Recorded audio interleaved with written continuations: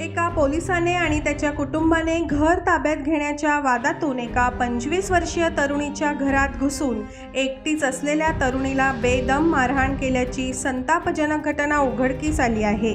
ही धक्कादायक घटना पुंडलिक नगर भागामध्ये घडली। या प्रकरणी तरुणीने दिलेल्या फिर्यादीवरून पोलीस आणि त्यांची पत्नी व मुलाविरुद्ध गुन्हा दाखल करण्यात आला आहे। पुंडलिक नगर भागामध्ये 24 वर्षीय तरुणी तिच्या आईसोबत गल्ली क्रमांक 7 मध्ये राहते।